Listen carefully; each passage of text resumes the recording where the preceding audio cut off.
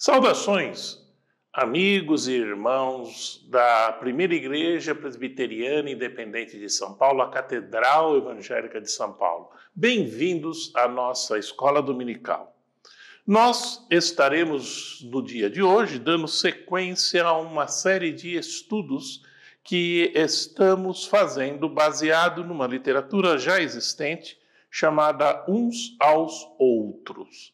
É um livro interessante que levanta alguns temas muito importantes sobre a convivência cristã.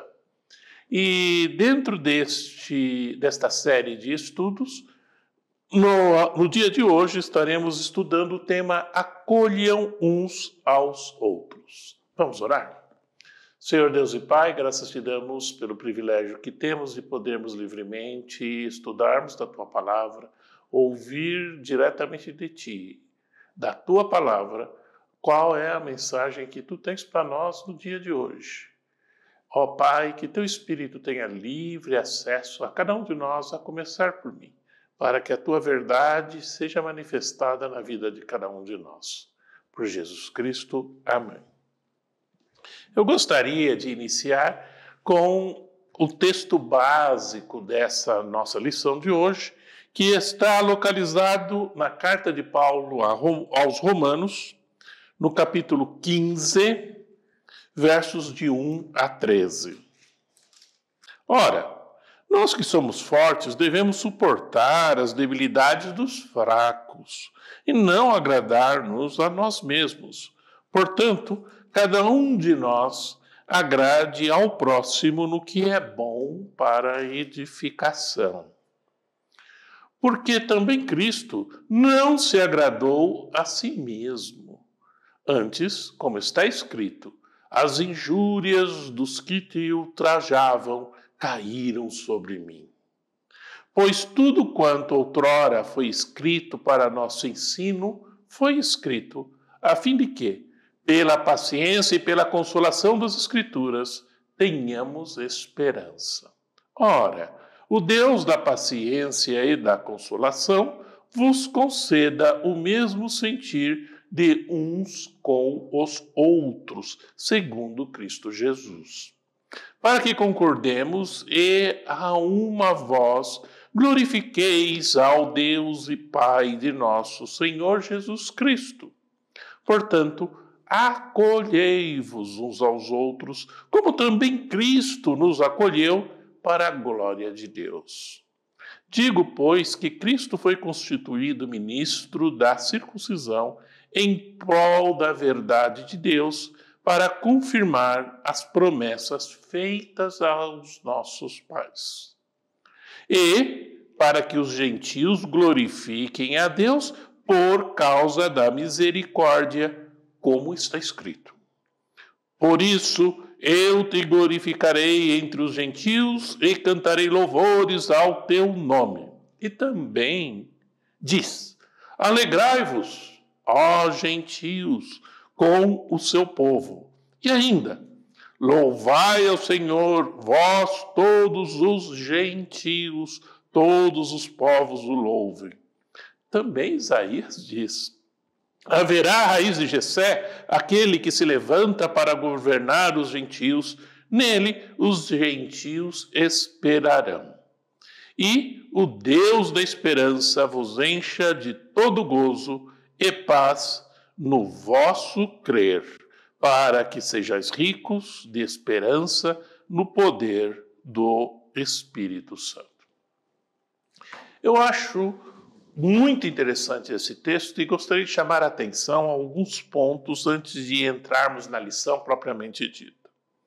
Repara que, tradicionalmente, nós olhamos e vemos o povo de Deus como um povo separado. Isso está escrito assim, e é assim que Deus trata o povo dele como um povo separado. Mas, neste texto em particular de Paulo, parece que tem uma coisa muito estranha em relação a essa ideia de separação. Por quê? No contexto que nós estamos vendo, que lemos aqui na carta de Paulo, nós temos os judeus e os gentios. Os judeus representando o povo de Deus e os gentios o resto. É de se esperar que quando nós falamos de separação de povo escolhido, que tudo esteja concentrado nesse povo, nessa separação que nós cremos que é feito pelo próprio Deus. Todavia, nesse texto que nós vemos várias vezes a advertência de Deus através de Paulo, falando sobre os gentios. Mas numa linguagem inclusiva, de trazer esses gentios para próximo de nós. E essa é a coisa que parece um tanto diferente. Afinal, nós primamos pela separação ou primamos pela integração? E aí que tem a ver o título da lição de hoje, que é acolham uns aos outros. Ora, eu acho interessante que lá no livro de Atos, no capítulo 2, verso 47, tem um texto interessante que diz assim: enquanto isso, acrescentava-lhes o Senhor, dia a dia, os que iam sendo salvos. Parece uma coisa estranha. Quer dizer que Deus, dia a dia, chamava novas pessoas para se integrar nessa igreja que estava se formando, que nós chamamos de igreja cristã. É isso.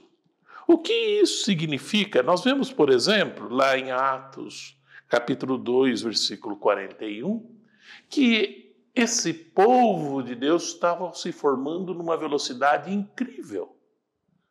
Saiu de mais ou menos 120 membros, 120 pessoas que abraçaram a Jesus Cristo como Deus e Senhor da verdade, e passou rapidamente a mais de 3.000 convertidos. Portanto, os tais gentios, aquelas pessoas que nós falamos que não faziam parte do povo de Deus, pareciam que estavam se integrando extremamente rápido nessa comunidade nascente que nós chamamos de igreja.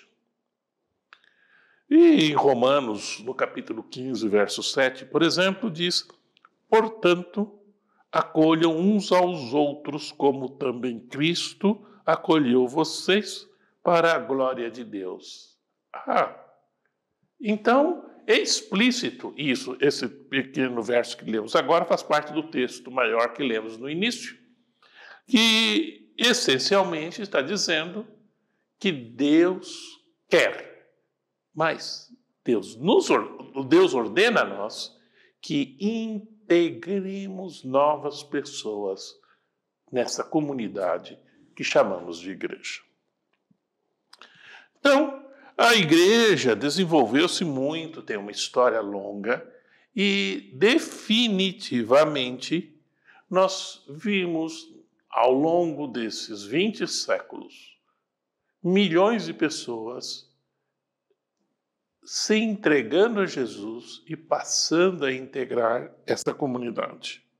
A igreja hoje dispõe de muitos meios para promover a integração dessas pessoas, para promover a integração de pessoas que não fazem parte da igreja para essa comunidade que nós chamamos de igreja.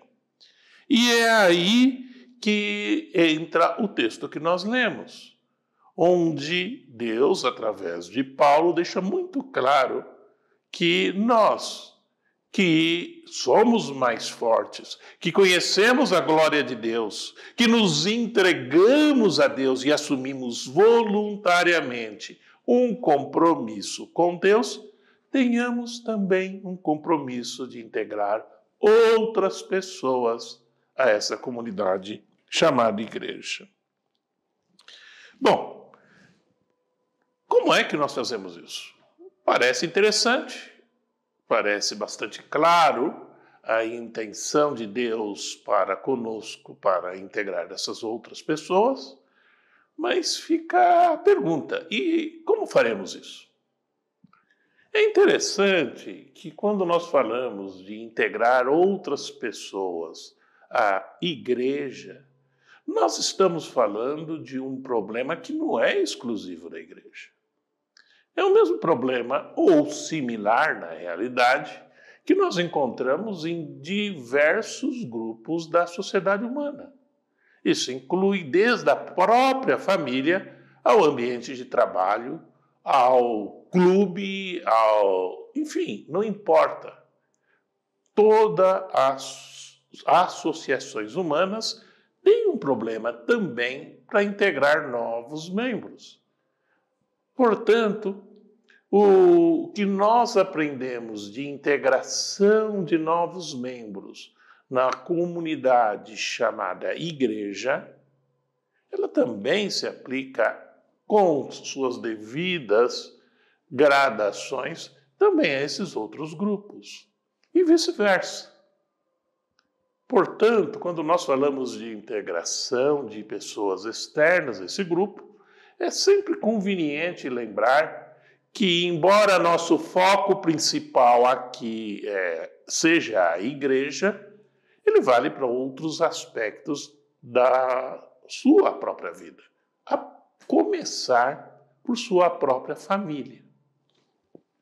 Bom, então vamos ver quais são as maneiras que Deus nos preparou para nos ajudar nesse caminho de integrar outras pessoas a essa comunidade que chamamos de igreja.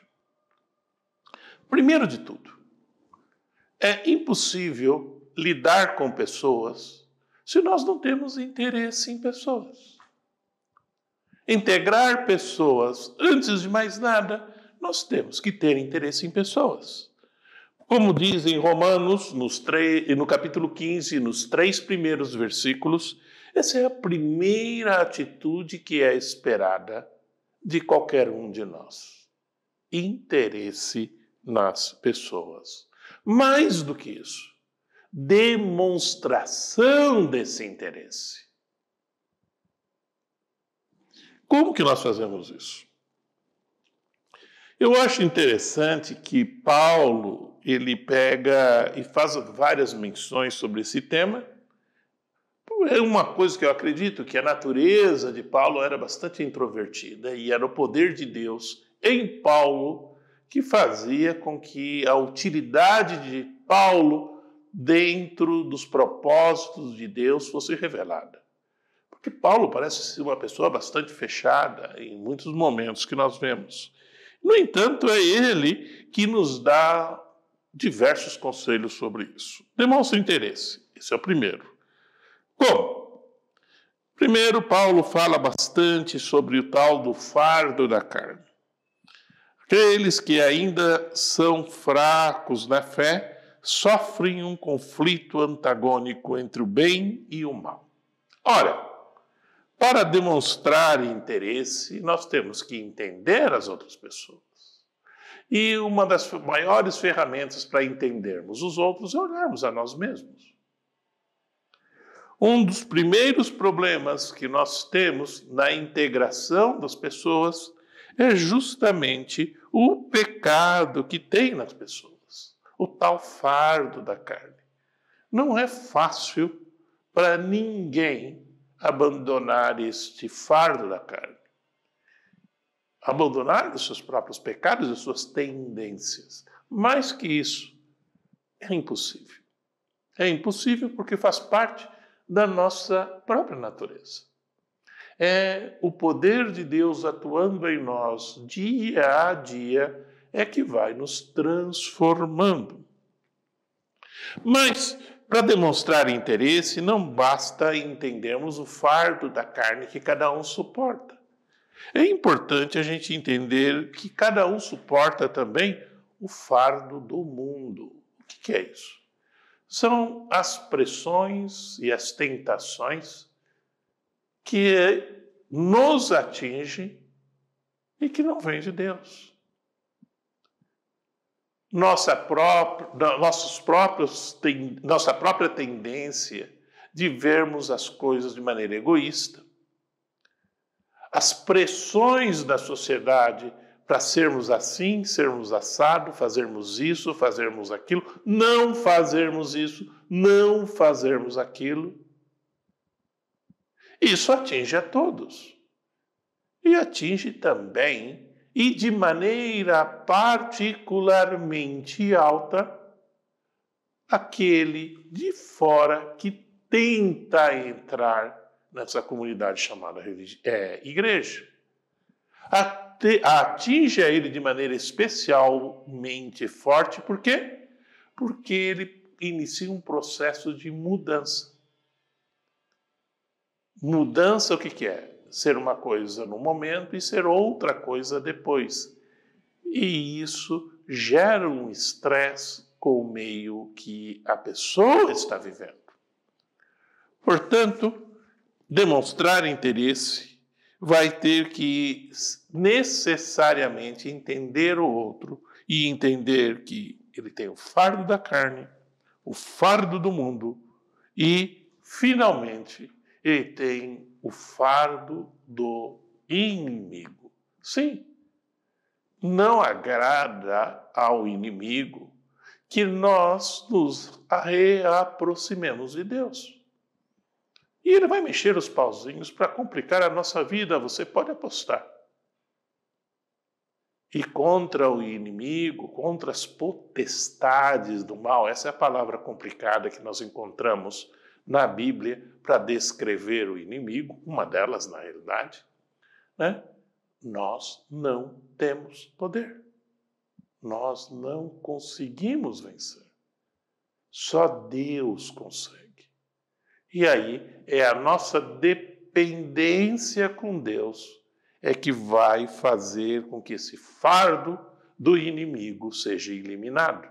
E você que está num processo de ajudar nessa integração, tem que entender que ao demonstrar interesse nas pessoas, você compreende que ela tem o fardo da carne, o fardo do mundo e o fardo do inimigo.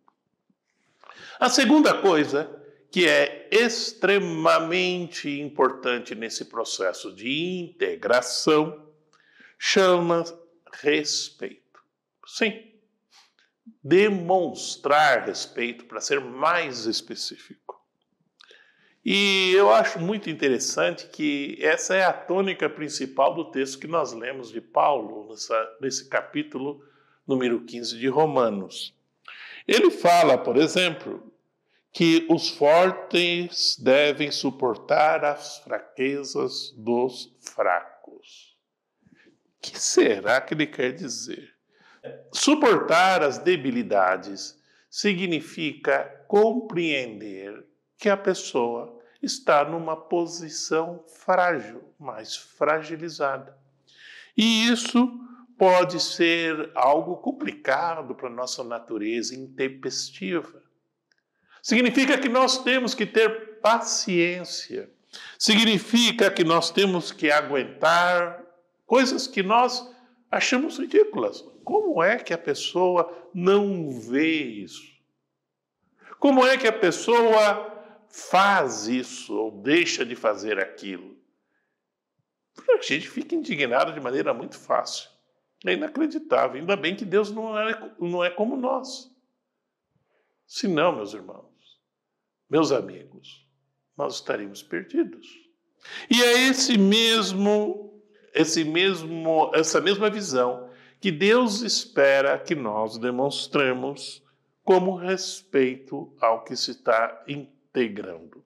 Portanto, como mais fortes, como conhecedor da verdade, como por ter já trilhado um bom pedaço deste caminho que nos leva a Deus, nós devemos suportar aqueles que ainda não atingiram esse grau de maturidade. Ou seja, os mais fortes devem suportar os mais fracos. Uma coisa interessante também é que a palavra suportar na nossa língua, ela tem diversos sentidos. E provavelmente um dos sentidos que ela é mais utilizada é justamente o sentido de que a gente deve aguentar fazer o quê? Esse tipo de algo inevitável, de um mal inevitável. Mas, na realidade, o suportar que a Bíblia está dizendo, ele está muito mais ligado com o aspecto de segurar, da mesma forma que Deus faz conosco. Suportar no sentido de segurar, de sustentar.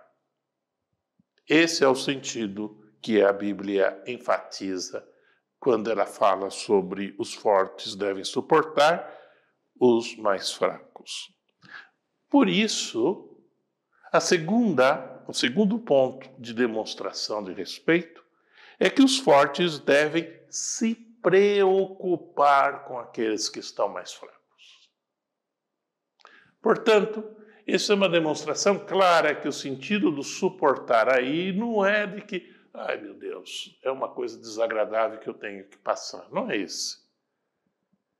O sentido é diferente, é de segurar, sustentar. Por isso, o segundo ponto, igualmente importante, é que deve haver uma preocupação genuína com os mais fracos, para ajudá-los nesse processo de se tornar mais fortes, de se reaproximarem com Deus. E a grande pergunta sempre fica: o que fazemos efetivamente para essa demonstração ser clara e inequívoca? Repara que o que eu estou falando nesse segundo item é demonstração de respeito. Eu não falei respeitar, falei demonstração de respeito. Por quê? Porque isso implica em ações concretas. Um terceiro ponto é que os fortes devem promover o bem-estar dos mais fracos, a fim de ajudá-los a crescer, a reaproximar de Deus. Portanto, nós não apenas devemos nos preocupar com os mais fracos, mas efetivamente promover ações concretas para que os mais fracos deixem de ser fracos. Ou, melhor dizendo, para que os mais fracos fiquem mais fortes. E eu acho interessante que, nesse sentido, o texto que nós lemos em Romanos 15, no segundo verso, diz bem claro na nova tradução à linguagem de hoje, por exemplo, que cada um de nós deve agradar o seu irmão para o bem dele, a fim de que ele cresça na fé. Palavra-chave: uma ação que nós devemos fazer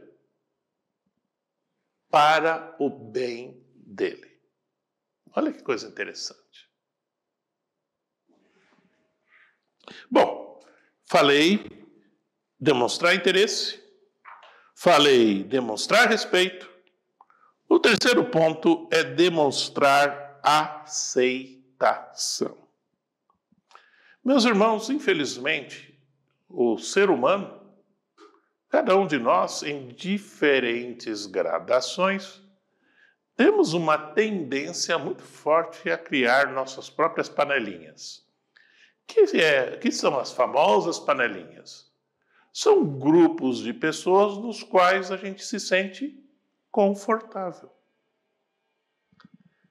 Até aí não tem problema, porque é a tendência natural do ser humano. O problema é quando nós nos fixamos nisso e nos limitamos a essas tais panelinhas. Esses grupos de interesse é a expressão mais chique para dizer a mesma coisa. O que Deus deixa muito claro é que o corpo de Cristo é a igreja. E quando ele usa a analogia de corpo, ele sempre faz questão de deixar claro que o corpo tem várias partes que juntos interagem para um só propósito. Portanto, aceitem uns aos outros para a glória de Deus, assim como Cristo aceitou vocês.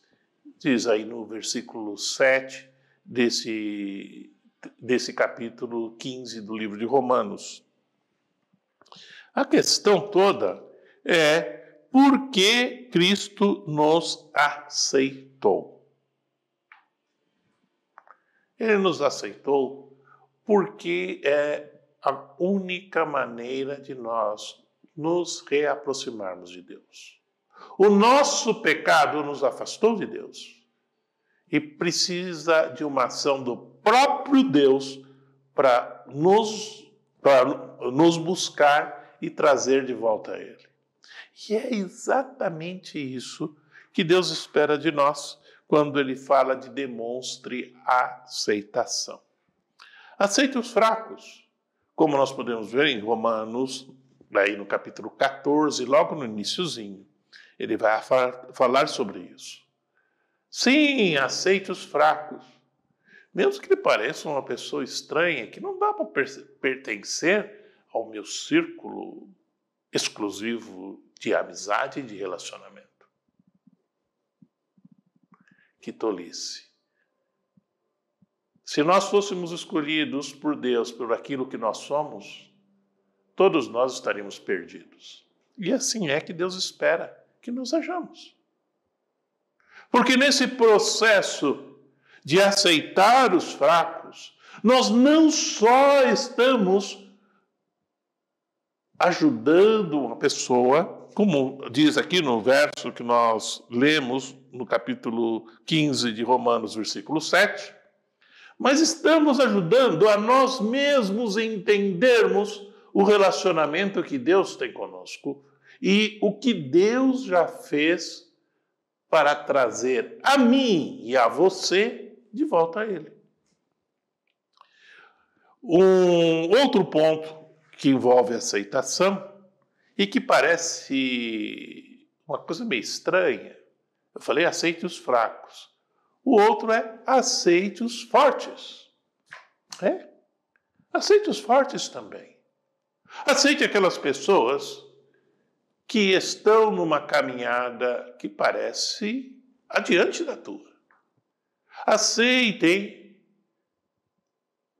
trabalhar juntos e se envolver com pessoas que parecem melhor do que você em um determinado requisito. Que parecem estar numa posição privilegiada ou adiantada na caminhada com Jesus Cristo. Não é lugar para termos inveja, ressentimentos, ou seja lá o que for. Portanto, da mesma maneira que Deus nos manda aceitar os fracos, Ele nos manda aceitar também os fortes. Bom, então nós falamos que temos que demonstrar interesse, demonstrar respeito, demonstrar aceitação e, finalmente, demonstrar esperança, como está escrito em Romanos 15, 13. Olha aqui que diz na nova tradução na linguagem de hoje, nesse versículo, número 13. Que Deus, que nos dá essa esperança, encha vocês de alegria e de paz por meio da fé que vocês têm nele. Esperança. Esperança é o cerne, é o ponto principal de motivação de vida de qualquer ser humano. É a esperança que nos sustém na caminhada da vida. É a esperança que nos dá a força para levantarmos cedo e irmos dormir à noite, seguros que haverá um dia posterior. É a esperança que diferencia o ser humano de um bicho. É a esperança que transforma o ser humano. E é esta esperança que Deus deixa muito claro. Não uma esperança vã, não uma esperança que venha de um conto das carochinhas ou de uma mente doentia, mas é uma esperança real, uma esperança dada pelo próprio Deus através de Jesus Cristo.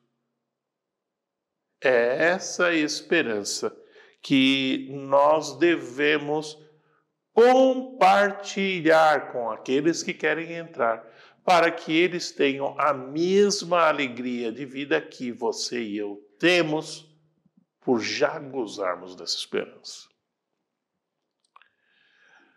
Portanto, como conclusão, nós devemos definitivamente acolher as pessoas.